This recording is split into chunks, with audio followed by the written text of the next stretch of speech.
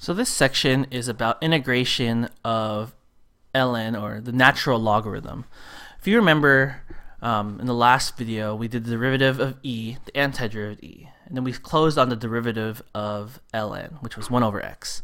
But this one is a special situation in which you're taking the antiderivative of 1 over x. Okay? And why do we do that? You don't have to write this down, but somebody asked this last time in class, but in case to refresh your memory, if I said the antiderivative of x to the negative 2, remember you'd raise 1 and divide by it. So this would be negative x to the negative 1.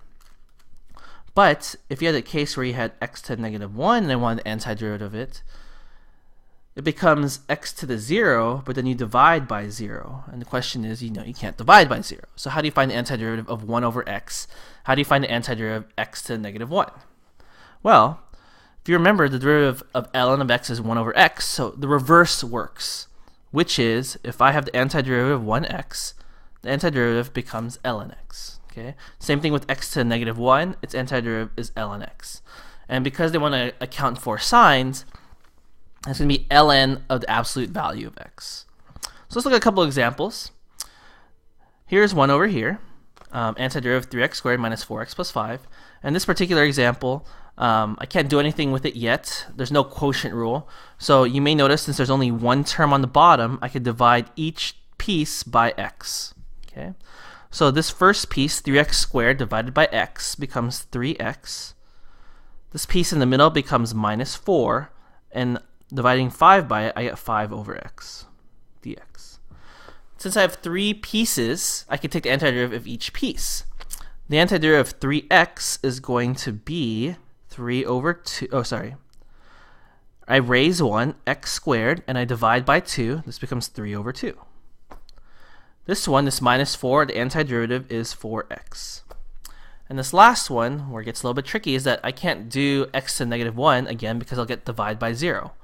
But again, you should know that if I get 1 over x or something over x, its antiderivative is ln x. So this becomes 5 ln absolute value of x, and then plus c. That's how you do antiderivatives. Okay, next one. This particular case, you may notice, different from the last one, I don't have one term on the bottom. I can't divide both terms at the top by the bottom. I can't do what I just did in the last problem.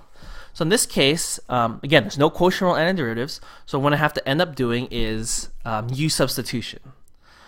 Like I said, U tends to be something inside a fraction, but you should always pick the one with the highest degree, because when you take a derivative, it's going to cancel something out.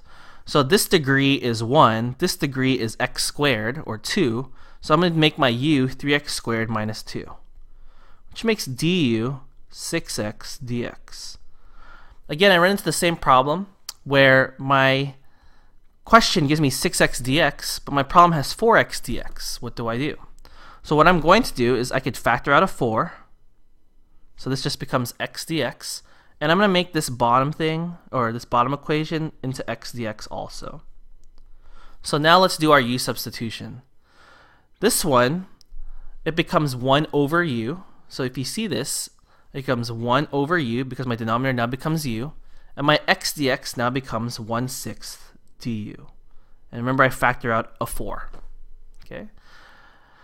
I have a 1/6 on the inside. I'm going to factor out 1/6. You should know that if I factor out 1/6, this becomes 4/6 on the outside, which reduces to 2/3.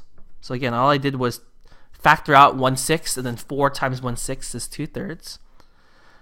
And this becomes 1 over u du. Now, this, the antiderivative of 1 over u, is now just going to be ln absolute value of u. And then, last step, all I do is plug in u. If you look at the top, our u is 3x squared minus 2. So all I'm going to do is do absolute value of 3x squared minus 2 plus c. So that's how you do those. And I'm going to jump to another example, this one on the bottom, where I have, because all of these, this one's the same thing but using trig. This one is very similar but using e. But let's do one more, but this one has bounds. Okay.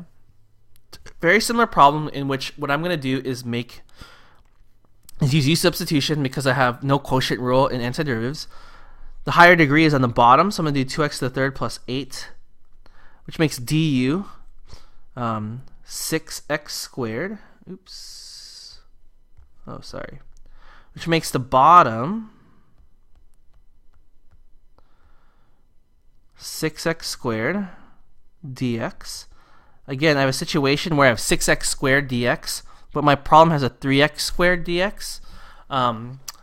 So I guess what I could do for this particular one, again, I'm trying to think smart here, not every problem is the same. Since I want 3x squared, I'm going to divide both sides of my bottom equation by 2. So this just becomes half du.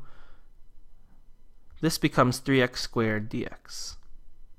Again, my problem is 3x squared dx, so I'm going to make my last equation turn into 3x squared dx, and I did so by dividing both sides by 2.